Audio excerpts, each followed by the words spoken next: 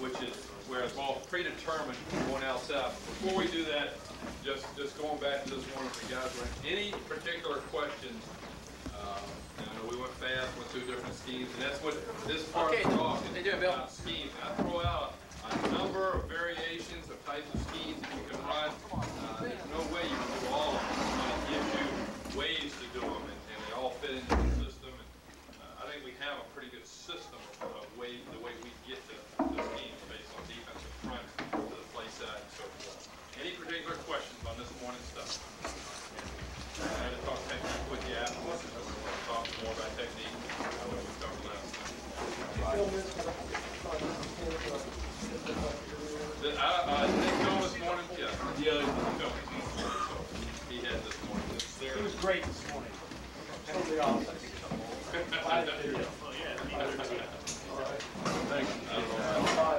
Hey, wipe that off your nose. Okay, let's go on. Wipe it off your nose. Let's go on. Let's go on to double option football. First, talk about the general double option principle. And we try to talk to our players and our quarterbacks in particular. When you're running a double option and you want to get the quarterback on the perimeter, whether he be pitching off an end line or whether he be pitching off a secondary player, you've got to find the best scheme available to seal the interior part of the defense. Okay? In essence, what you're doing, you're either pitching off 3 or 2, one way or the other. You're either loading the end and pitching off number 2, or you're arc blocking number 2 and pitching off number 3. And so once you determine, okay, that's the guy we want to pitch off of, we need to get the quarterback to that point. You got to figure out, all right, how can we negate everything inside of that? How can we negate everything inside? Basically, you want to favor running to the reduced side of the defense because the defense has already come down for you. Okay, they've already come down. So favor running any type of double option to the reduced side of the defense. And then, that's supposed to say play. Realize at times, okay, you're forcing a play uphill. Okay, I think you need to realize that when you're running a double option is that if that defense, let's say, is not reduced, you say, I don't want to run the ball outside here. Well, they don't want you to run the ball outside because they're going to move the defense that way. You're already getting outside. Okay? I mean, it's just that simple. If I'm on defense and I don't reduce the defense down and you want to try to run around here and I'm playing read defense and my tackle is better than your tackle or whatever, you're not getting to the pitch key. Okay? I can make you run uphill. And I think you have to realize that when you're running this play, and you have to decide what you want out of double option football. Now, just to give you a little background, we've had different years where we've said we will only run a double option when the defense is reduced. If the defense is not reduced, we'll check back to triple option. Okay? Because there are 2 ways to get the ball outside. You can run triple option and make them come down, take the fullback, then the ball goes outside. Or you can run double option and say, okay, we're going to force the ball to the outside. And that's what we're going to be talking about here. We're forcing the ball outside. Okay, we're taking it outside. All right, now, just like with our triple options this morning, our system, we have our count system, double options, and then we'll have our look system, which I'll get into. And it all just falls right into the same types of systems.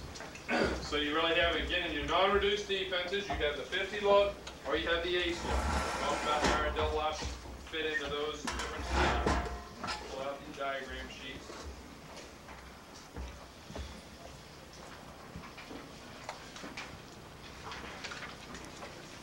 Okay, let's just take, we'll start with the 50, and then we'll go down to the ace, then we'll go to the reduced defenses, and just talk about our count system, double options. Okay, now, when we get a 50 defense, can you guys see that in the back there? Yeah. All right, we're into our count system there. These are non-reduced defenses. There's number 4. Okay. You can either be running an arc play or a load play. So let's say you're running an arc play. We think there are 2 ways to run an arc double option. Okay? So there's your arc block. He's arcing 2. He's got 1. You got to pitch the ball off 3. So that means what you have to do, you've got to find a way to secure from number 4 on in, with the key being number 4 and the play side linebacker. How are you going to secure it? The first way we do it is we can run zone arc option.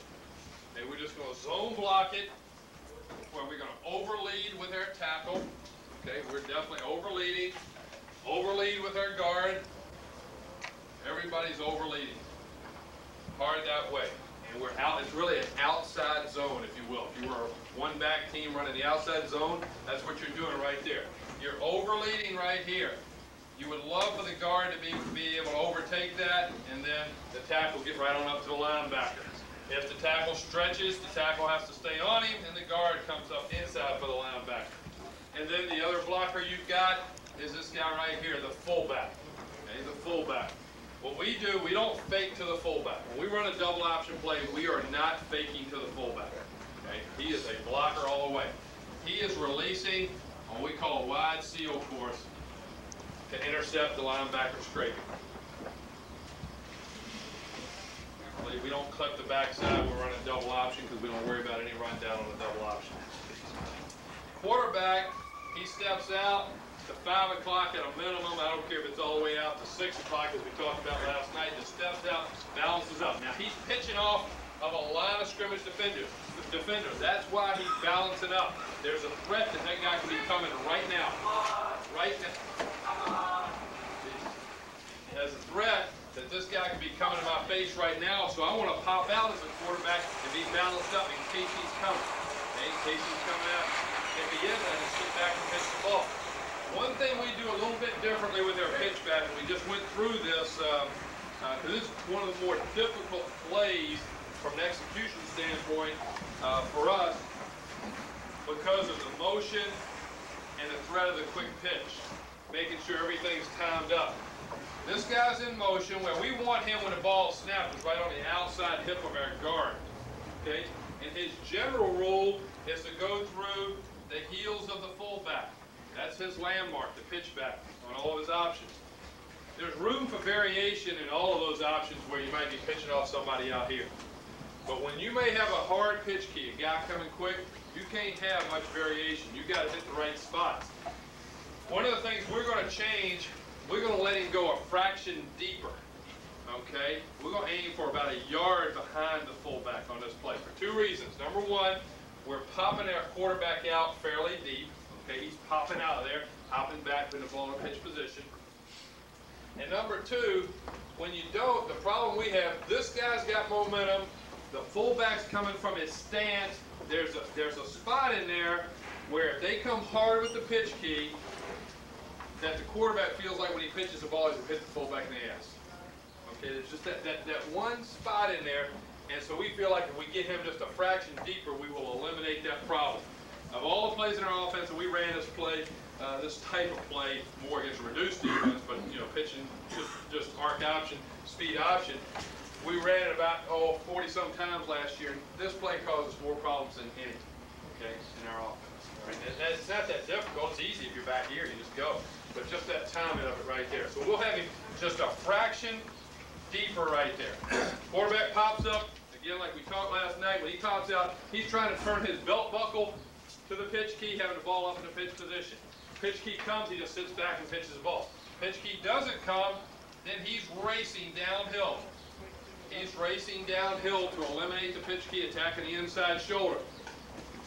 And his job, he's got to clear number 4 to get there.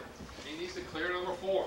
And the only thing that can keep him from doing that is number 4 just keeps stretching, then your quarterback's just got to cut the ball up inside. And that's where all this stuff comes into play on the back side. Because they force you as you're going down the line, and that defensive tackle doesn't get hooked and just keeps stretching, and you can't get out there, you got to cut up in. This guy, you figure, is gone anyway. He's running like mad. But these old backside guys, you better make sure somebody's got up on that backside linebacker so he just doesn't rip the hell out of your quarterback if your quarterback gets forced up underneath. Right? So you got to get past that box right there to option the defensive end. Just a speed option play is all it is. Just speed option. Okay? Now, we've done a couple other things because of the variations in the pitches and stuff. The other way we can do it is run the same play, run it to our fullback, and take this guy and motion him here and become a seal blocker and just run speed option to the fullback. Then you don't have any of those problems, you know, as far as pitch relationship. And we're very fast at fullback. Kid run 10, 8, 900 meters. Okay, so we're very fast at that position. And I mean, we like that. The only thing you get sometimes when you motion, though, you start getting extra secondary players over there in the perimeter. Okay? All right, so that's one way. That's just zone option. Okay, it's a zone arc option there. Anybody got any particular questions on the arc block? Because sometimes people have questions on that. All we basically try to do when we arc is we're trying to run the inside half of our body through the outside half of his body at hip-thigh level, get our shoulders turned towards the other goal line before we throw, and then throw through it. And we're not opposed to staying up. If you want to attack the arc and intersect us, we're going to stay right up and just run your ass right on out of it. Okay? That's one of the things where we've changed. We don't cut block as much as people think. I mean, that's our basic technique. Get the inside half of my body through the outside half of your body. When that fullback comes around, is he taking the same technique you talked this morning where he's just kind of looking for that back there? Yeah, all he's doing, he's just releasing. He releases right at that defensive end, makes his adjustment, usually around, because we bank that this part of it has protected the C gap. So in order for the linebacker to get there, so you have to scrape wide. Now, he might come inside the end. If the end is really stringing, he might dip up underneath to make the block on that linebacker. The ideal is if you ever get him to veer, I mean, you'd love for him to fill on this play. You want him to come to you is the idea. You'd love for this to happen. Because then you got that block, your fullback's got the free safety, and it's a foot race then, guys. I mean, you got the best thing. You got the ball in the pitchback's hand right here. Topped out, the ball's there. You got the arc block. I mean, that's as good as you could ever get in football. You'll never get a better play than that in football. If guys could draw a call sweep and have that kind of block, and they'd run it all day. So you'd love for them to come down. That's easy. Okay, so that's one way to go outside against a 50 with Lou Barton. Okay. Okay, the next one there, I mean, it was zone arc. The next one there is zone load. Now I say load because I'm just showing you schemes. Again, we don't like to load from this position. When I say load, that means blocking here. If I was going to be a load block team, I'd be back here again. Now I'd run the same scheme inside, zone block. Everybody's going like mad through there. But now I'm going to load the defensive end. I don't think you can do it personally on air with a slot. I think that's hard to do. Tell him to load that guy so my quarterback can run around him. Okay, now where we change our technique though is with our quarterback. Fullback will still be the same. He's coming. He's adjusting in or around the load. But we change our quarterback's technique, like I mentioned last night. The pitch key is not an immediate threat. This is now our pitch key out there, number 2. All right? So when we do this, when our pitch key is not an immediate threat, not on the line of scrimmage, we kick out, we step, just extend the ball, drag the backside foot, but we got everything going this way. All we're doing is buying time to let the fullback get the heck out of the way, and we're going as fast as we can. As fast as we can. So all we refer to it as step, drag, and go. Step, drag, and go as fast as you can. You're just giving the fullback time to get out of the way. And we're running like mad. Trying to get around all of that. If the load widens, you always, anytime you're load blocking and you can't clear the load, you got to cut inside. Okay, it's just a general rule. But you don't, I'm not big on that play. Okay? I don't think that's a great play unless you get around. If you don't get around and you're forced up in, I just don't think you have a great play there. Okay? Unless they happen to veer the tackle, then I think you have a pretty good play.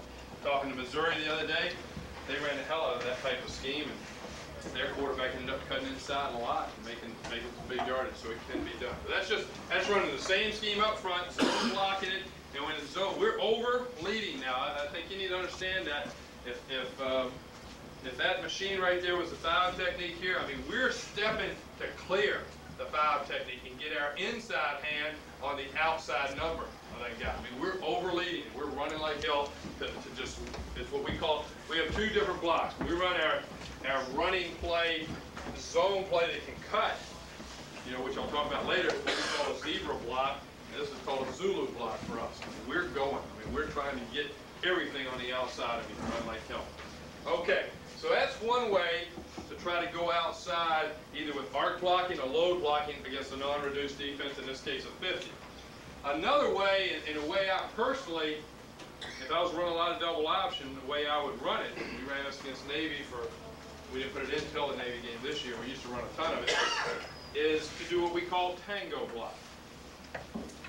Okay, again, the objective is to get your quarterback to number 3. Let's say you're arc blocking again. So an arc block 2. All right, we got to get everything from number 4 sealed down. Tango blocking is inside release your tackle, front side to back side linebacker.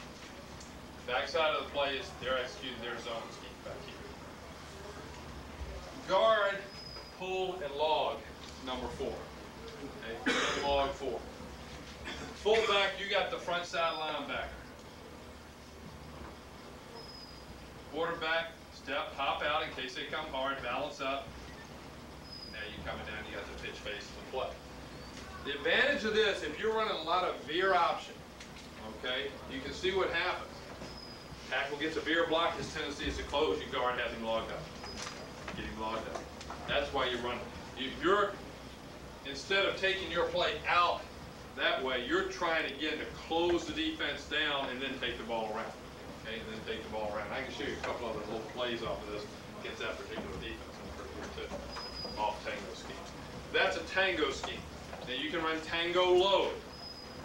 Load is no different. It's just if you want to take a guy and load 3 or put him back here and load 3. But that's the interior scheme right there.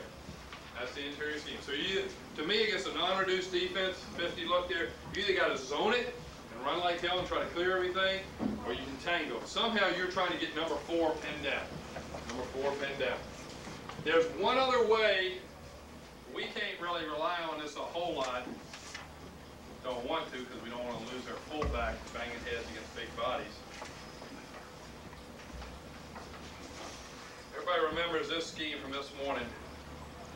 Loop blocking. Loop blocking on a triple. When you loop block on a triple, if they come down, the ball goes outside. All right? But this is the other way. You can always run your triple option scheme and have your fullback block the handoff kick. Fullback block. Now, we are going to take Joe Hewitt, who's our best runner, and do this too many times and bang against a 285-pound guy. Okay? But it can take its toll, especially against people who want to play the gap to penetrate. All of a sudden, they don't know what's coming. Your fullback's on them and just cut blocks right now. Quarterback's got to be ready to pop out and step around a hump. That's penetration. I think you can get away with that a couple times, but that's another way. Again, you're doing the same thing. You're trying to invent the best scheme you can come up with to pin everything from number 4 on down to the inside. Okay? So that's the other way you can do it, is run your triple option scheme, and instead of making a handoff key come to the fullback, take the fullback to the handoff key and block it. That's all you have to do. Everybody else just runs their triple option rules there. Okay? You know the name you put with that? Yeah, what we would do, we would call our triple option play. Let's say your triple option play is called 34, 34 mesh. That's a mesh block for us. Just go block the handoff key. That's all it is. Okay? And we'll do that at times. I'll just take you back to triple option. For instance, gap tackles we were talking about this morning. We have a lot of different ways to handle gap tackle. We can loop and read it, okay? We can treat it as reduced and double team it in there and read the next man out. Or we can send it to the quarterback. We might send in mesh, whatever our triple option number is, okay? So let's say it's mesh 34. So he walks out there. He knows the cue word mesh tells him that, hey, our base rule against the gap tackle might be to double team, treat it reduced. So this time, instead of doing that, we want you to make a mesh call. Just tell your fullback. He's the only guy who needs to know. These other guys just block the triple option. He mesh blocks it. Everybody else goes. That's the way we do it, okay? How we get to it. All right? But the big thing I want to emphasize to you on double options is that what you're trying to do, you know where the pitch key is, and you know where you got to get your quarterback. You better come up with a scheme that allows you to get there. If you got a great offensive tackle and he can dominate the defensive tackle, zone block that sucker. Step out there and just knock him off the ball and go. If you're not as good at that, like we don't think we could stand up here against a 50 team and zone block very often. Okay? We think we'd be better off tango blocking. Now we don't run a ton of double option. Okay, we have before, back in 88, 89, 90. I mean, we had a great quarterback for this type of scheme. He's fast as hell and a great cutter. And that's what we would run. We just stretch everybody down the line, tell him run as far as you can. If you can clear it, great. If you can't cut, he do it. He was good. 900 yards in 6 games. That's pretty good. Okay, so they're the ways to attack the 50. Now let's go down to the ace, which is the other non-reduced defense. Okay, now, you can do the same thing. It's a non-reduced defense. You can zone this scheme as well.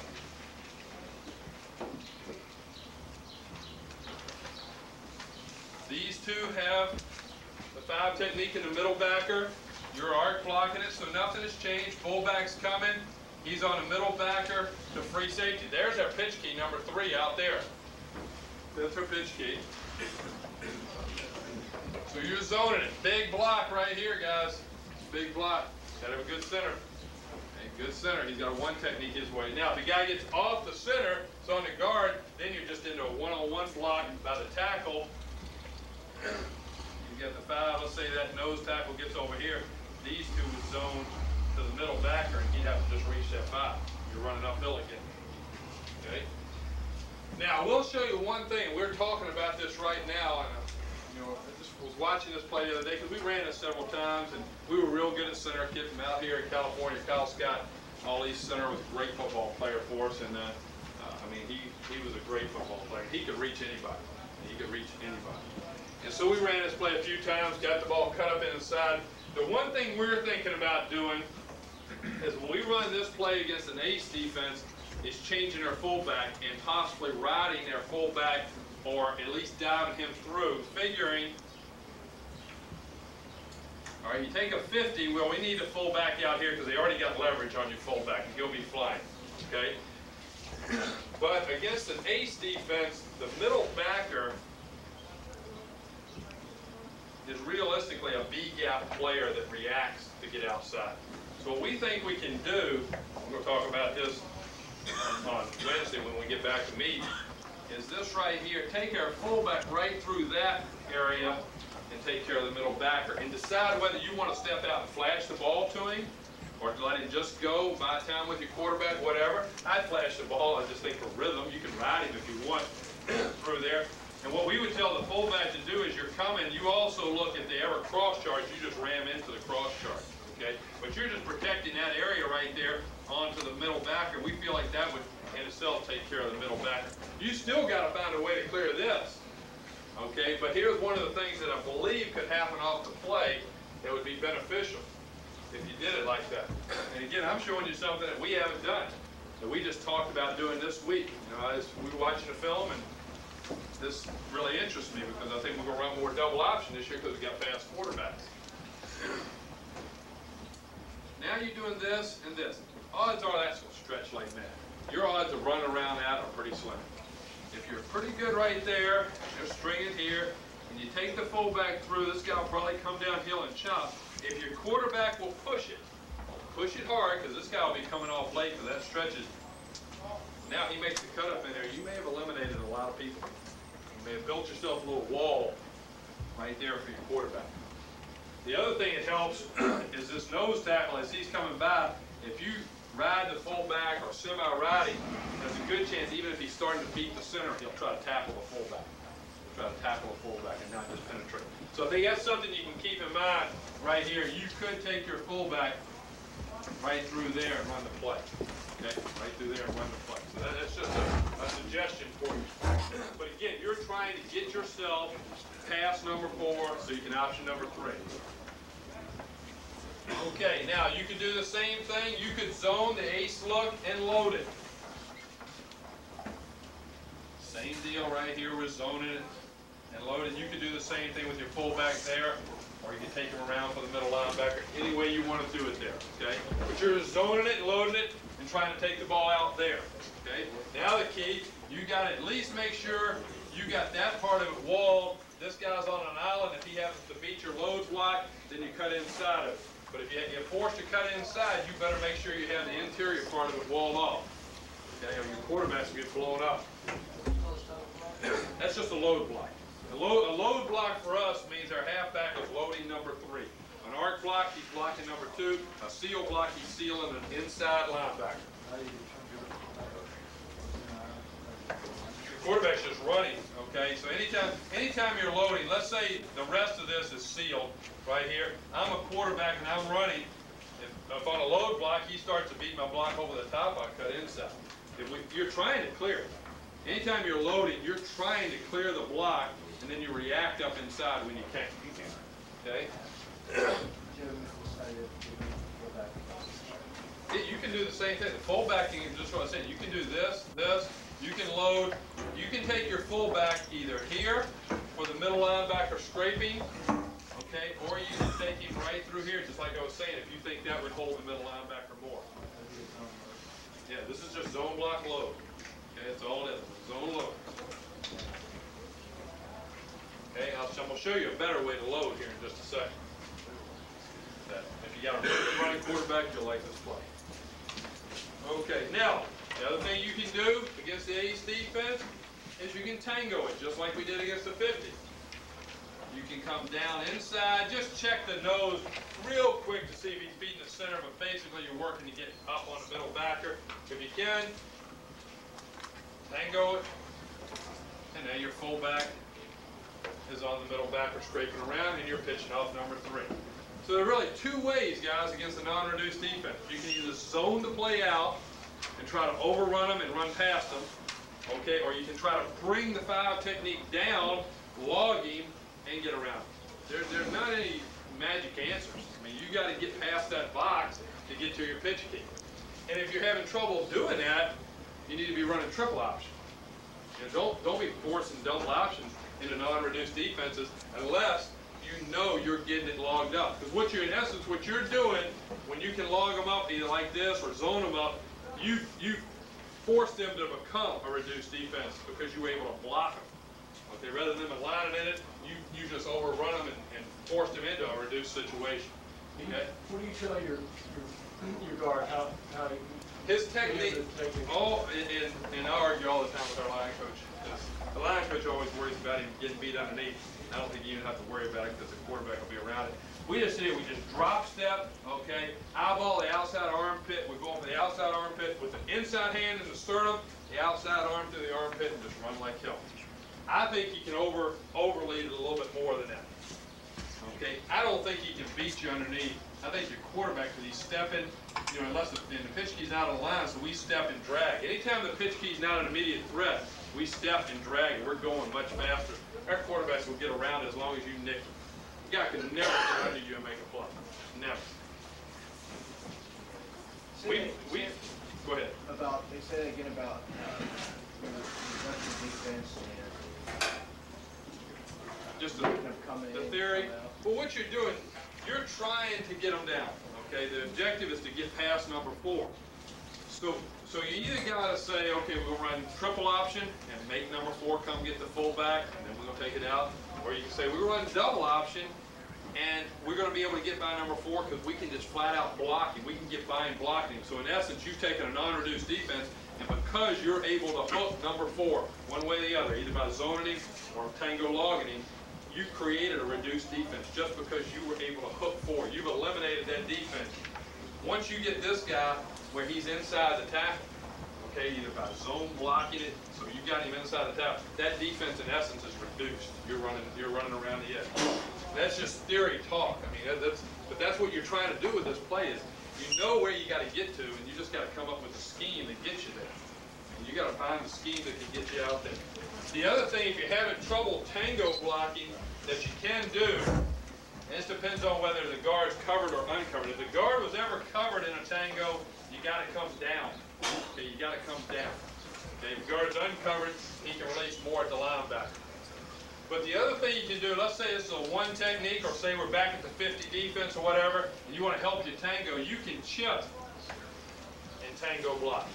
You can jam the inside half of that foul technique and then come off, which keeps your tango block right on the line of scrimmage, and they'll never get up the field on your penetrate.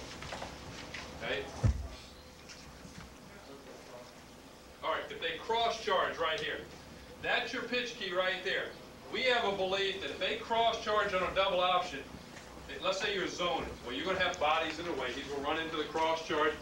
This guy, our tackle, would be running him like that. We tell the quarterback, just run as fast as you can, get down close to the guy and pitch the ball. But he's not used to running on the perimeter, this defensive end. He's a lineman trying to run out there, okay? So we just try to run down there. If we're tango blocking on it, the same thing. He's coming inside, he's doing that, the guy starts to work away, and they come up through here. You would hope that that guy right there could adjust, but if he can't, we pitch off the tango and we say, hey, we're going to beat this guy. The only way we wouldn't pitch is if they just ran him up the field. then a quarterback's just got to eat the ball, or unless their fullback can adjust and block the cross coverage. When in doubt, if you're close enough pitch, the only thing you don't pitch against is if a guy's upfield and you pitch in your pitch back space. Okay? Coach, do you ever have any problems with that center getting cut off? Any problems? Yeah.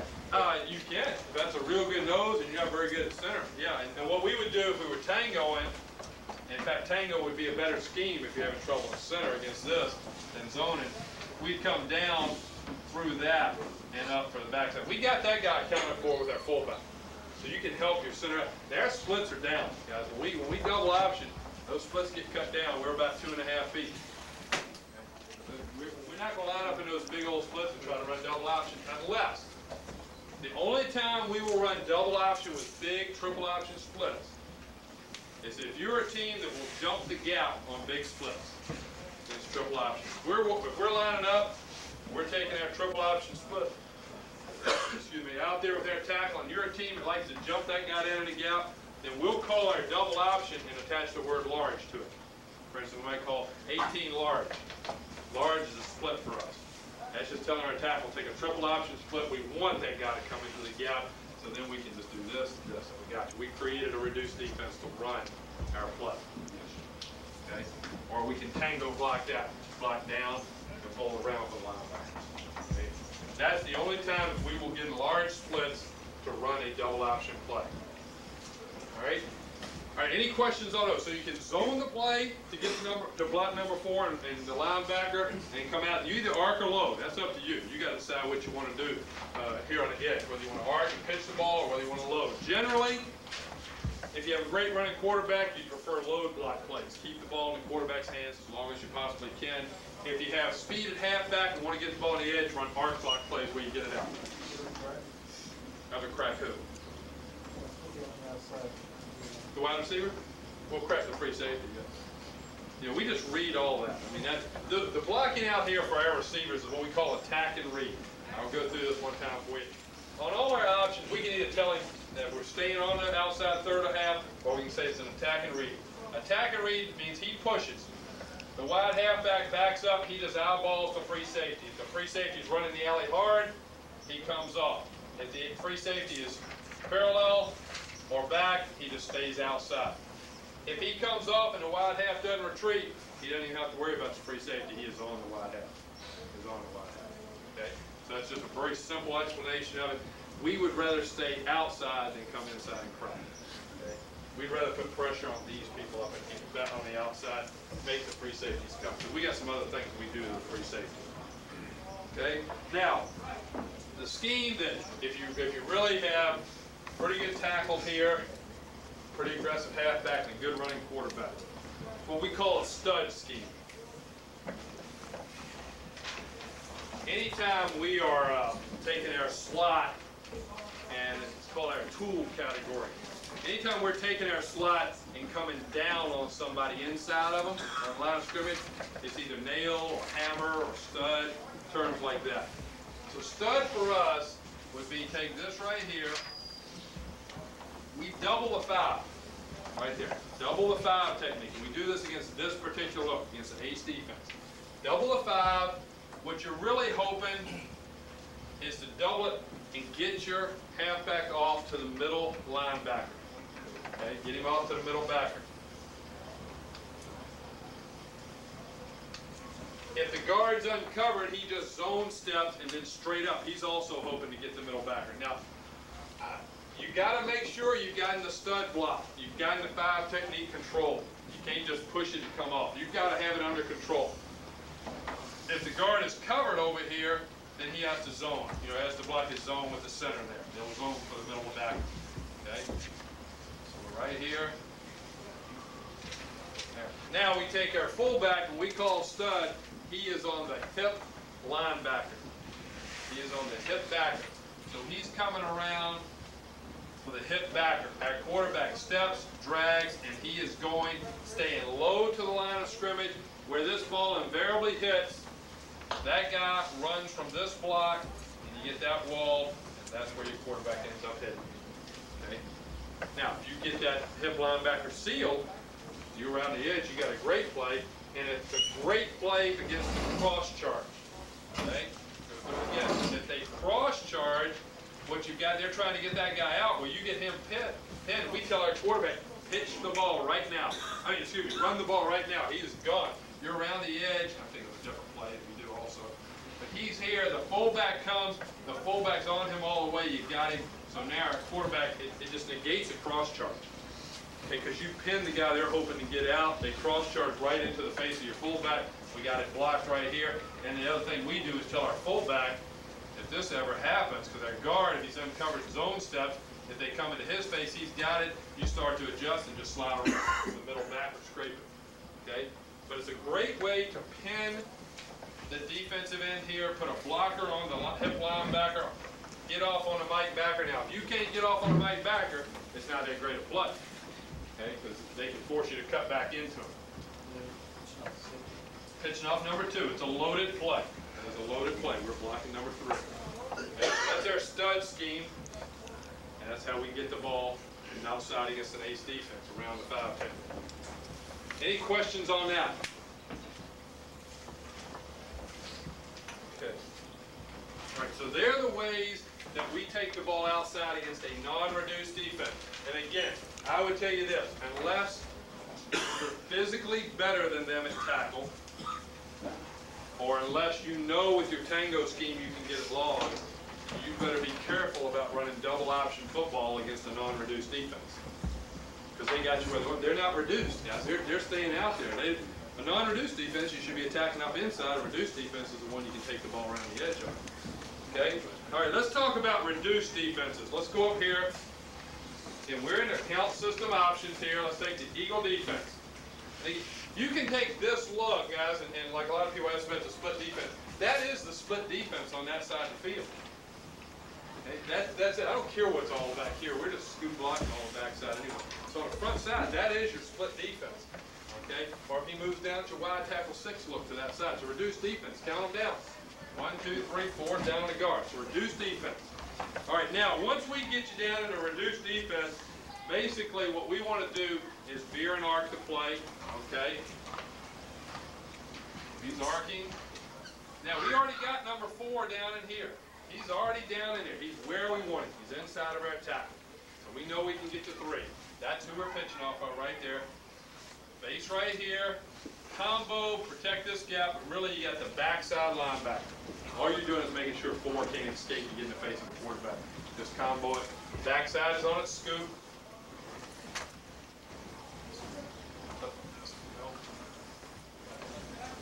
Fullback's on the front side, linebacker on the seal. Quarterback pop out, motion, get about a yard deeper than the fullback. That's pretty close now. This is the one where we've had to go round and round with our timing of our backs and why we've adjusted it now. Because when you start tightening those splits down here against reduced end, that thing is close. I mean, it is real close. And it can get on you fast. That's why we're going to take our quarterback and almost, I don't care if he pops to 6 o'clock. Okay? I don't care if he pops back to 6 o'clock. Because that pitch, you'd love for him to come down. You're hoping they come get you. Anytime you run a double option, you would love for the whole defense come get the quarterback so I can pitch it outside. Okay? So if they come, they came hard, the pitch would be here. If they don't, we attack them. And generally, we tell our quarterbacks on arc block, double options, you're trying to get the ball pitched if you can. Okay, we would like to get the ball pitched unless they just take off and run from you and don't let you do it. Okay? So that's what we would do there. If it was a reduce, if it's this type of look here where they're down in a 2-hour, we've got this block here, inside release, look for backside linebacker, arc block, fullback on the linebacker, pitch off number 3. That's the look you want to run double option to. Okay, that's the look. If you can get them reduced, that's when you want to run double option. You can get the ball around in so fast, it's unbelievable. Okay? This is when you you got speed halfbacks, this is when you want to run the play. The other way to do it, if you're worried about, if the team you're playing you don't think can make the fast adjustments in the secondary, and you want to get a little better angle on the linebacker, do this. Snap the ball now, you arc, you seal,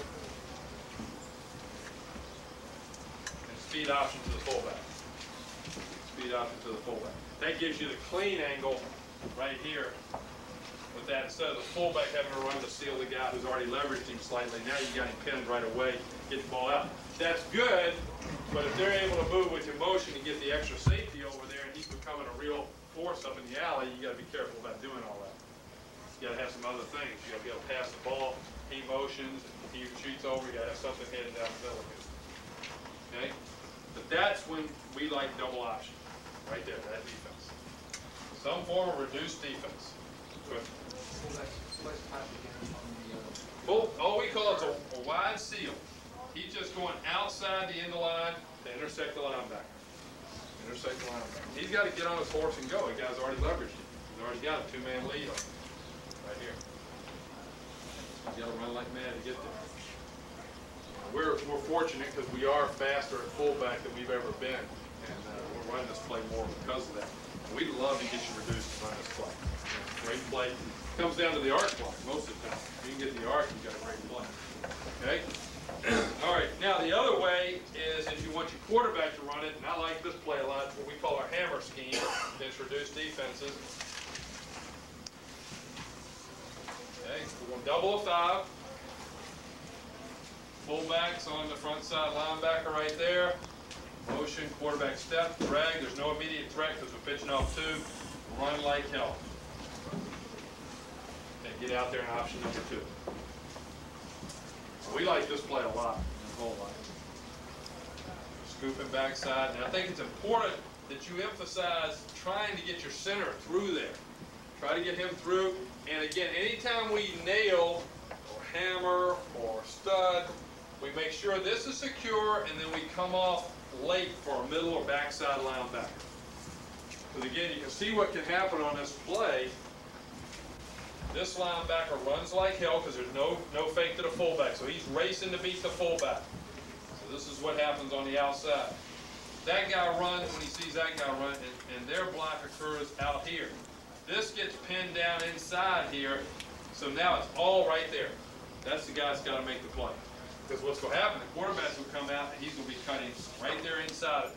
So if somebody got a nick on him, right there, a nick here, or if your halfback's able to get off and get a piece of him there late, you got a chance for a great play, because what happens is all of a sudden you'll end up with 1, 2, 3, 4 people outside the football.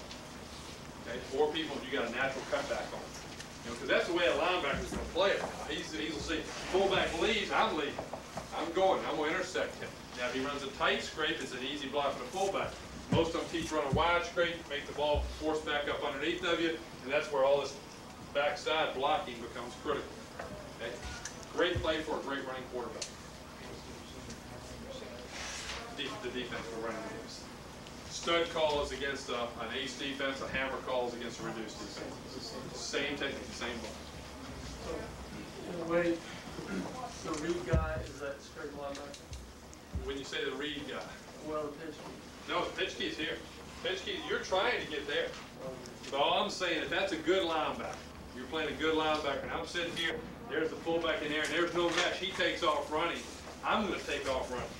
So I already got a man and a half advantage running. I'm going to probably leverage him, not allow your fullback to get around him. Okay, I mean, not allow your quarterback to get around it. So the quarterback's going to end up cutting inside. And then what we tell them is this is a loaded play. Anytime we're loading, anytime you can't get to your pitch key, you're going to knife the ball up inside of it. You'll stretch it, but you'll knife it up inside of it. So that's what's going to happen. Now, if he's a linebacker and tries to run one of those tight scrapes, you're going to get him blocked. Your fullbacks will chop him down. Your quarterbacks will be running around in option number 2. That's an easy block if they run a tight scrape. Just chop him down. Now you're on the front. You go. We've done a couple different techniques with the quarterback. We have fronted him out, step, drag and go, and we've also reversed him and just roll and go. We've taken him just like this, just roll and go like hell. Because it is a speed play, guys. It's just a loaded speed play. Run like mad. What it is. You're pinning the line down and running to get your quarterback outside.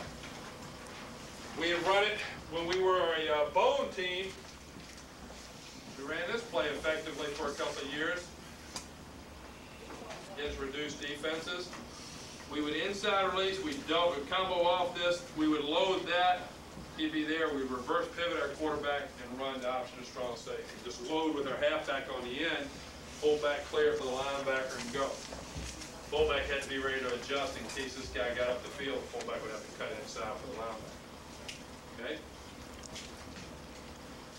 So So that's just another way to do it. Again, all we look for in double option, and I don't think it's very complicated, you're trying to find what is the best way for you to block everybody inside of the pitch key. All you're trying to do, how can I account for everybody inside the pitch key so I can get my quarterback to the pitch key? Show you one other scheme that we have run before inside. Let's take, don't have it drawn exactly the way I want, but we were playing North Carolina a couple of years back, and a guy named Tommy Thigpen, who was an excellent linebacker. And he was a tremendous backside linebacker in the Eagle. Okay? He was playing here, and he was making all sorts of plays on us. Okay? And just running like, man, we would get everything blocked over here. What was happening, we do this, we get that sealed, okay? We get our quarterback out on the edge. Here comes old Tommy Thigpen making those plays over there, fast as hell. I mean, he's faster than any player we had. What we did instead of, oh, excuse me, I'm doing it this time. Different way. We were doing it off this play. Back here, I'm sorry. We were coming here, and it was our load play, where we were coming around. What we did to take care of that problem is instead of doubling that 3, we down block, folded this guy really for the backside linebacker. For the backside linebacker. So if you're a bone team and you're running it, that kind of load play right there, taking your fullback on the front side, and your backside backers running and making all the plays, just fold your guard around for the backside linebacker. Okay? That's just some of the adjustments we make. Okay?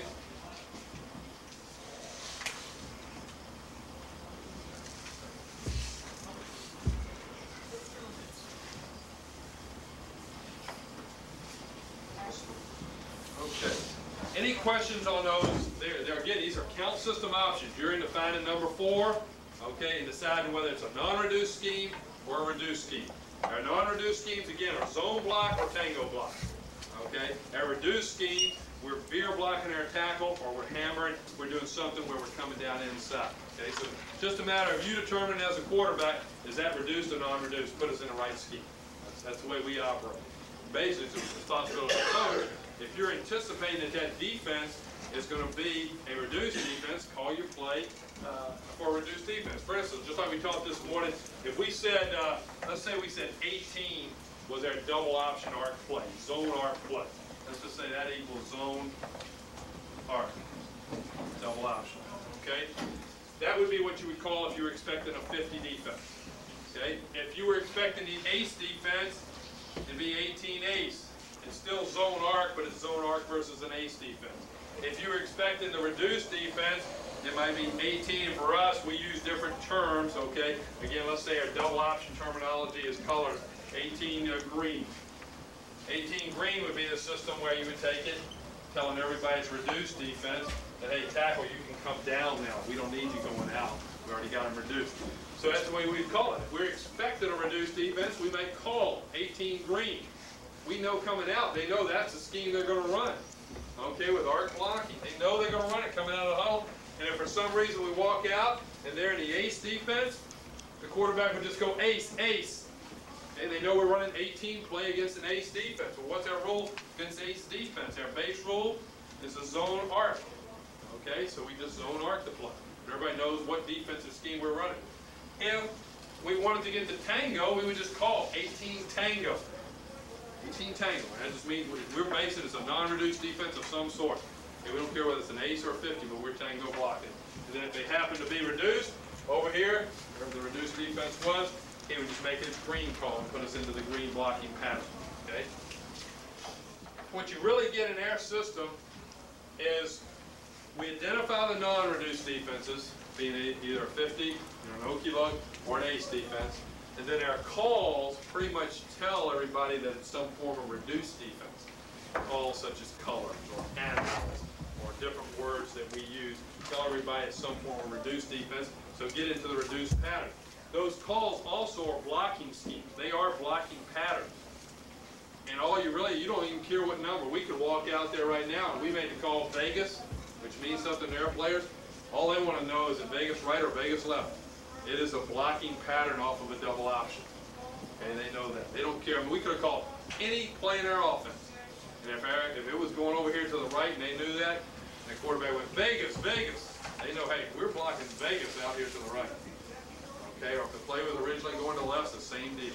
Okay, they're just blocking patterns for us against reduced defense. Okay, all right, let's go on to, okay, here it is. The look system options over here. And when we talk about look systems, we're right back in to what we hit this morning. You're coming over here to a tight end.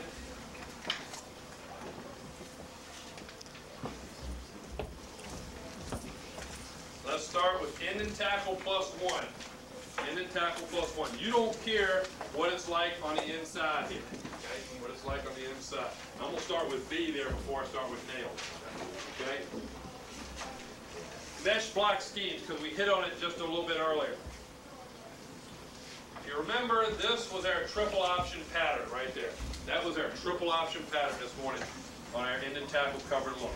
Okay? That was our triple option pattern for your block. All right, so now, whatever you want to do on a perimeter here, you can do. You got to account, you've got the linebacker, the end, and the corner. You're going to option one of them, and you're going to block the other two of them, too, okay? So run your triple option pattern, use the term mesh, and let your fullback block the handoff key. Block the handoff key. All right, so now let's just go about all of our different triple options. We can have the one where our tight end releases and blocks the force, and our halfback seals the linebacker. You're optioning the end of the line. You're running the triple option play without having to read. You're letting the fullback block the handoff key. You can do any combination, is what I'm getting to, with these two people. We got to take care of this guy, and this guy. We know we want to get one of them on the linebacker. Okay, you want to get one of these two guys on the linebacker. I don't care which one it is. Okay, and then, so you could say, all right, let's say you want to get your slot on the linebacker. Okay, so your slot's on the linebacker. Now you just got to decide, do we want to option the end or the corner? If I want to option the end, I got to release my tight end. If I want to option the corner, I'll base block my tight end. And that's all it is. You're just running your triple option pattern, but it just goes back to the idea, I'm not going to make the handoff key come to the fullback. I'm going to take the fullback to the handoff key. That's all you're doing. And you really only want to run this when the guy's down on the tackle. You don't want to be doing this with tackle and cover. What makes you decide whether you want to option the end or the corner? Whoever's playing quarterback. No, seriously.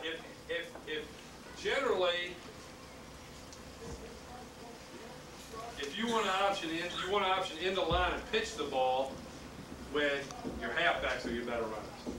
You want to get in the load block, some sort of load block scheme when you want to keep the ball in the hands of your quarterback as long as possible and let him be the athletic cut. That's just their base philosophy.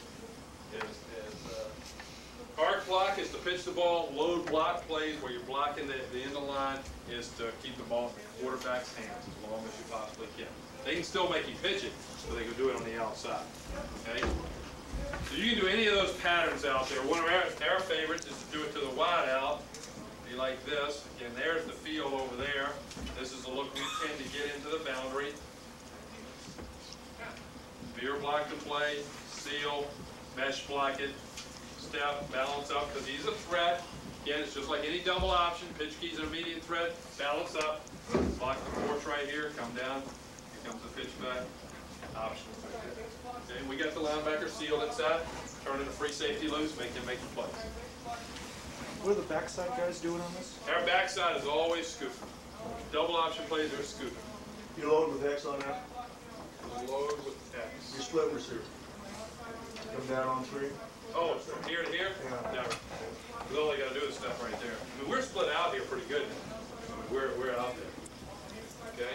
So that's all this means. That's all this is right here is mesh block schemes. That means you're really running a triple option without reading. You're letting your fullback block the handoff. What's the split between your tight end and your wing? Or your Z? Well, it's hard for me to tell you about our wings because they line up wherever they want. Our wings, we generally get them a guideline one by one off the end of the line. But they have certain jobs to do. Right. And I mean, you'll see Bobby Williams, and half the time he's 3 yards deep, okay? He's a yard inside. Another guy's a yard outside. I mean, we don't care if they can get the job done. Now, we'll correct them, we'll tell them. Where do you start them from One if by they're one. not familiar with One the by offense? One by one. Outside of the end of line. And where you gotta be careful though is here on the pitch course and the timing of the motion. You know, if you really wanna make it ideal, you don't go off the end of the line, you go off the tackle. Oh, you're split You're from the split. tackle, not the end. From the tackle.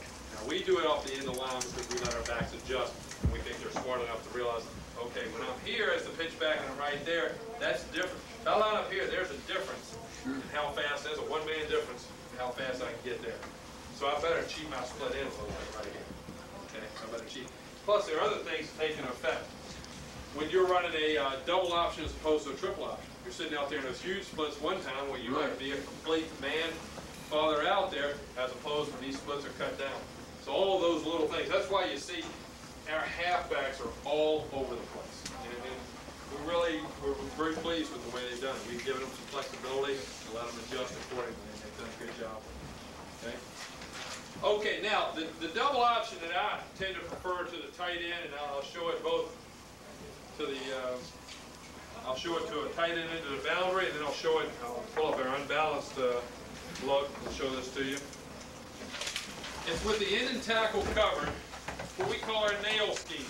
Now imagine you can figure out what nail means. I've gone over hammer, and I've gone over stud, where a slot's coming down on the end of the line. So this is our nail scheme. We'll take this back. You know, he knows what he's got to do, so he better cheat out a little bit. We're going to nail the end of line. So in essence, it's a loaded play. It's a loaded play. Our tackle is going to base. Right there. Our guard's rule, if he is uncovered, he is going to pull for front side linebacker. If he's uncovered. If they ever kicked over, if they reduced that defense down and kicked over, he's got to stay on right there. Him in the center with zone right there. What if they've got the tackle slid to a 3 and the nose is still playing 0 and the linebacker's playing like a 40? I'll show you. It's a different blocking pattern. Right. Okay. I'm talking about end and tackle covered looks right now. We're in end and tackle covered. So they're in here. Guard's going to pull. Fullback is going to release, and he's on the free safety. Okay. Quarterback is going to roll and run like hell. Here comes the motion, and we're optioning the corner out here. Okay. It's a roll option. Okay. It's toss sweep is what it is. Right. Okay. It's how many guys can we get around the corner before you can get around the corner. But the thing we like about it, we pin the end of line. We keep this split tight right here between our tackle and tight end so the tackle doesn't get caught on an island there. So even if the tackle starts to get beat right there, it runs into a wall. He can't get off. We take our slot, just like on any nail. Once it's secured, you can come off with the backside linebacker. This puller has to keep his eyes on that linebacker for run through. Okay, if the linebacker tries to run through, he'll just redirect right up in there. Our quarterback's rolling, our splits are down. It's not as easy as you think to roll through there. Okay? If they move over on the guard, the end and tackle are covered, and they move over on the guard, let's just go down to this Eagle defense right below, and let's say they move over onto the guard, their G look there.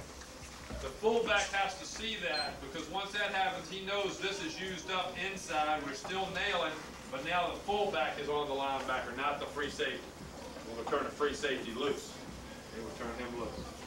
The fullback has to know, and even if he didn't look, as he starts to go, if he feels the guard pulling, he knows I can go onto the free safety.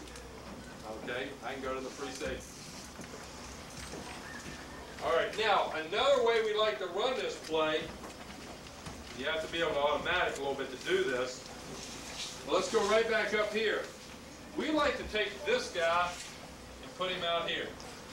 A lot of times that tends to move that guy right there. And now we run the play, and let's say this play for us was 29 nail. We call 29 nail fullback. That means the fullback is our pitch back. We're still nailing.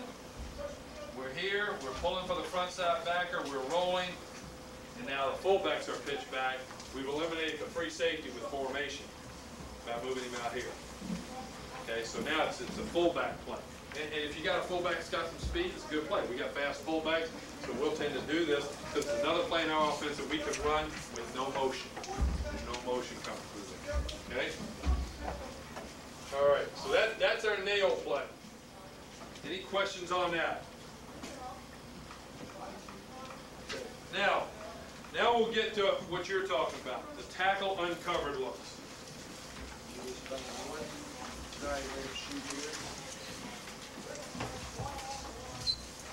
We tend to want to run these out to our unbalanced looks more than anything.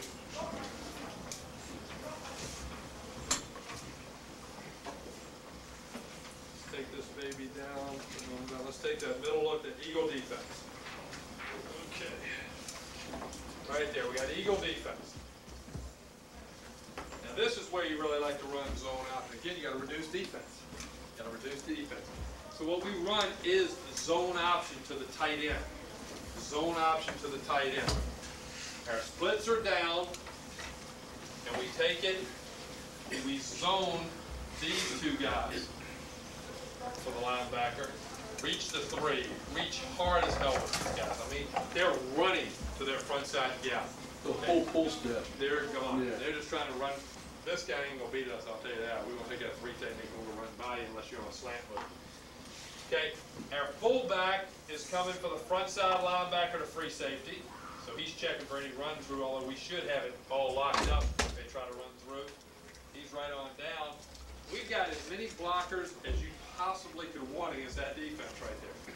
Because our halfback here, we'll take him on a check seal for linebacker to free safety. So in case, what people will try to do to you when you zone option, they know you're running, they try to hold your tight end. Just hold your tight end so he can't get off on a linebacker. So we got that extra back that other zone option teams don't have. We just check seal the linebacker. We still got a guy down on a free safety. Roll their quarterback or front him out. You can do either one and run like hell. It is a zone loaded option. We're taking care of the end of the line, getting our quarterback out there. Okay? And that's against tackle and cover looks. That's what we call our that's our Husker schemes, named after Nebraska Cornhuskers. Because that's what they just step out there and go. Now, I'll tell you a couple things about zone option. It's tackle and cover looks. Okay. All right, now, if this guy is a 6 technique, you better check to see which foot he's got back if he's a down player. Because you got to get past him now to run the play. And if you just think about it while you're sitting in your seats there, let's say I'm on the left side, I'm a defensive player on the left side. If I'm in a right-handed stance so my right foot is back, I know that guy has to step with his right foot first, which should allow you to zone him. If that's the foot that's back and that's the foot that's forward, that has to step first. So I should be able to get on him in a hurry, because that's the foot step. If the outside foot is back, then there's a good chance he's going to step out with the tight end, and you're going to be in for a hard day's work because it's going to stretch him. So if you want to pick up a couple little clues in there against down playing 6 or 7, 6 technique, check that. If they're 7, it's easy. It doesn't matter which foot's back. It may tell you which way they're going. One thing you would know as an offensive player, inside foot back on a defender, you know he's stepping with the foot that's back. That's the foot he's got to step with. Okay, so that's just a little clue for you. Nebraska, what they do, because they don't have the extra back, so they're always looking, they've got to get their tight end off on the next level. Down player that they're Husker blocking or zone blocking, step out there and chop him and go right now, tight end. Go. If that guy's in a 3-point stance, tackle, you go and chop him right now. Just go into 7 technique, 3-point stance, you go and chop him right now. And tight end, you release. Guy in an up position, then they have to zone through with the tight end. Okay, that's just they feel like a guy that's in a down position, they can chop all day long.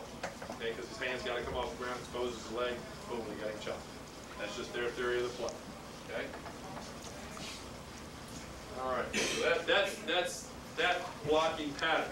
Now, let's take it and go out to the outside and the different combinations of people that you get out there.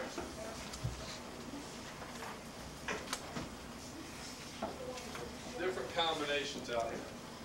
All right, let's say you want to zone block it, and you got two people out in the alley, and we tend to get that a lot. Okay, we get that look a lot. Two out in the alley there. All right, so we want a zone option, this right here, and push for the inside backer. Everybody's going, zone option. We got to decide how we want to block that in the perimeter. Okay, who do we want to pitch off of? Do we want to pitch off the hip or the strong safety? And if you remember this morning, our calls, single, twin, etc., that's where we use them. The quarterback, we'll have a base rule going into the game, you know, whatever we decide. We may say, okay, two in the alley, look, we want you to make a twin call, you will pitch off the first guy. If we twin call it, that puts him in an arc situation, and that becomes our pitch key. Our fullback has got the free safety. And that would be a twin call. Okay, there's two people outside, you got the second one. If he makes a single call, let's draw that over here.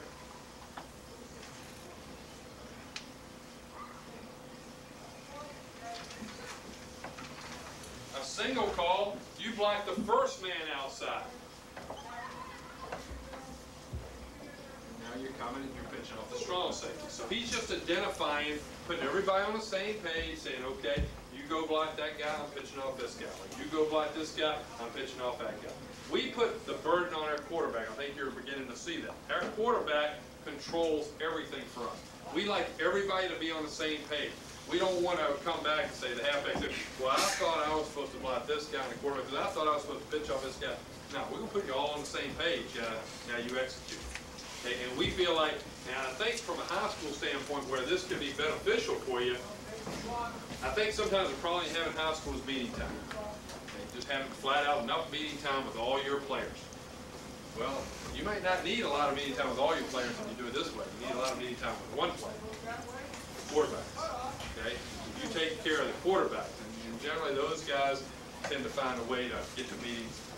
You can get one guy to a meeting. You can find time to meet at night with the quarterback if you need to. And so as long as your other guys just understand the schemes, you know what you're doing, the quarterback can control where they go. Okay, you don't get into having to meet with your back so much and they have to recognize, oh, okay, what do I do on this one and all this. Quarterbacks will tell you what to do. He'll tell you. Okay, so that's our scheme there. Now, we can do all the same stuff to the fullback. If we can control the secondary, for instance, one of the things we like is to get in two tight ends. Be just like that. This is a Syracuse deal when they run Husker or zone option. Find the three technique side. Go. No motion. Go like y'all. Option is strong safe. Just zone option. That's all it is. You're just zoning everything out against the tackle and covered look. Okay? But you're getting no flow to the play. That's what we like about this. The thing we like about running options to the fullback and not having to have motion and all that kind of stuff, there's no flow to the play. The thing we see in our offense, and that's what you got to realize, when you're on that double slot, when you start motioning these guys, you'll get guys starting to cheat against you. Okay, and you better have enough counterplay in your offense to take advantage of that stuff. So we'll just find places to run this scheme. Now, can it be run against any tackle uncovered look? No, we don't think so. If you've got the tackle uncovered look and that guy's a 9 technique, it ain't worth trying to run option that way. Okay, you got two choices. Let's say we're unbalanced.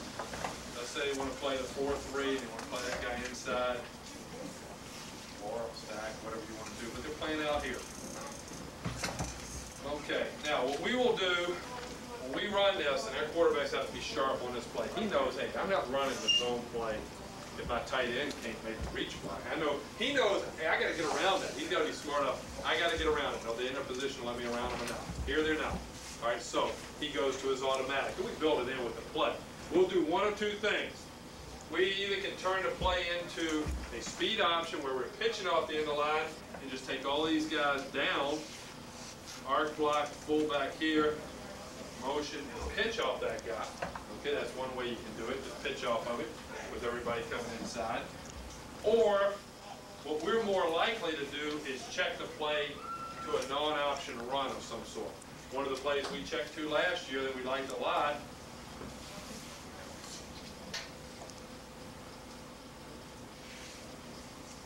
was that, and just gave the ball to the fullback. Okay? We get this guy scraping right there with a veer block by the tight end. We just down block for the middle backer, kick out the end right there who's already on the 9 technique, and the ball off to the fullback.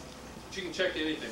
I'll show you our counter ISO here in a little bit. You can check to the counter ISO. The thing you got to realize, you just can't run there.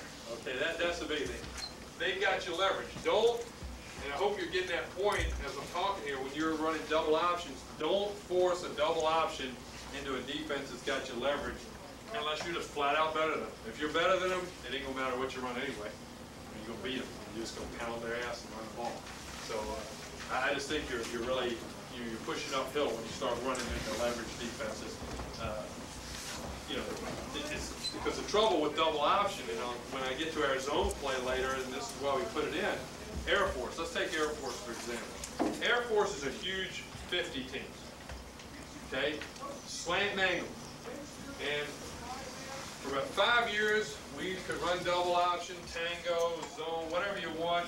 If that defense was coming this way and we were running that way, we got some of the biggest plays you've ever seen running around the edge. It all came down to backside corners and free safety.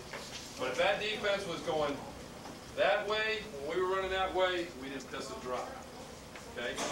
Because you don't have a play, you can't cut behind that. That's why we put the zone play in, which we'll talk about later. Because the zone play now ran opposite the way they were moving. Okay? So we had to put it in. So I can just tell you from experience, unless you are just flat out physically better than the opponent, don't run double option against a defense that has your leverage. You're not going to make it because then you're going to have bad plays. Okay? Any questions on that? Okay. All right. I'm going to show you one other play because I forget who I was talking to as we left here at lunch. Did he come back in? No, he didn't show up. Right there. Asked me about the play. I'll show you this counter lead option that we ran. I'll show you this 2 looks. I'd rather do that than put the. Normally I'd be putting the tape on right now, but I don't think it's worth it on the short. I mean on the TV. I don't think you can see enough. Okay, I'm gonna talk to it. It's end and tackle covered, and then I'll talk about tackle uncovered. Now this was a great play for us for years. For years, it was a great football play. But it doesn't fit as much now with what we're doing, and you would have to finagle what you want to do with your back. I'm going to put it up. I'll put it up here from a wishbone set because that's where we used to run it. And you can decide if you can do it from the spread set. If the tackle's covered, that's where the smash block came. A smash for us meant we would drive this man backwards and then come off late with their tackle. Come off late with their tackle. Guard's blocking down, tackle's got to block back because we're pulling. Step down and hinge from their backside. Pull the backside guard up through the front side C gap. He clears the smash block. That's where he's pulling. Lead halfback, counter step, and arc. Fullback, just a very quick jab, and you go seal the front side linebacker to free safety.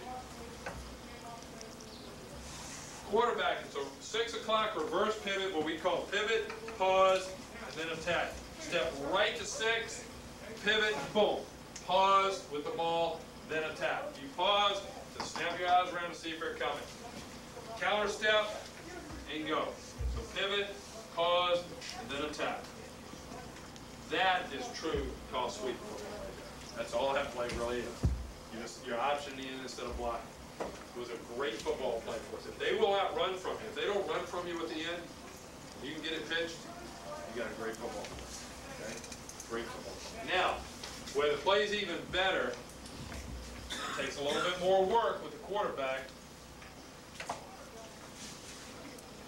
Is that the look you tend to see with tackle uncovered the most? Yeah. That type of look right there? With a nose, it got a nose hit up too. That type of look? Right. Okay. Against that type of look, it's a pretty good play. Because what you're doing, you go pitch off the 7 technique. Now, you got to decide whether you can block back. Now, if you're facing a double eagle, it ain't as good a play because you got to get out of block backs. But let's assume this is a shade this way, but this type of look here. Okay, now, he's here, guard's pulling, we're stepping and hinging. The smash block is in here, coming off from backside linebacker. Now you got these two to block those two. We would release our tight end for the deepest of the two on an outside release. Counter step, an arc block, the first man outside. Pivot, pause, fullback, quick counter, you're sealing the inside backer. Make sure you pause. There's a good chance, and we used to really drill this, when it's a 7 technique, a tackle uncovered, and your tight end's outside releasing, that pitch key could be coming right now. You pop the ball, be ready to pitch the ball. They come. That end's usually, he's reading the offensive tackle anyway. Yeah. That's what his key is. If he comes down, Yeah, that is I mean, what that's you want. his key. If you can handle that right there, you got as good a play. I mean, just picture this. I mean, this is what you're talking. There's your end coming down for the quarterback. There's your ball pitched. Right.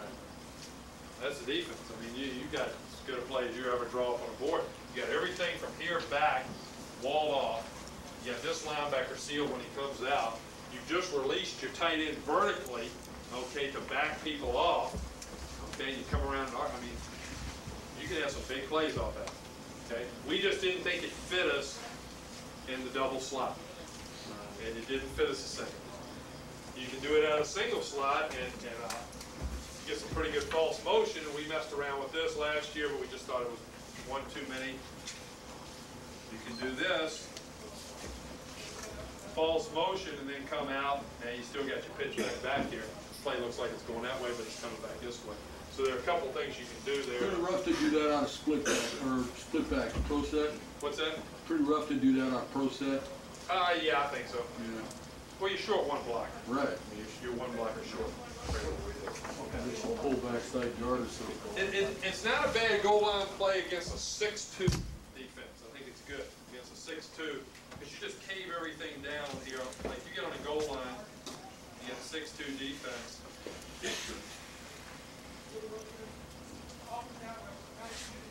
Right there, that's what we tend to see there. So you just cave it all down here.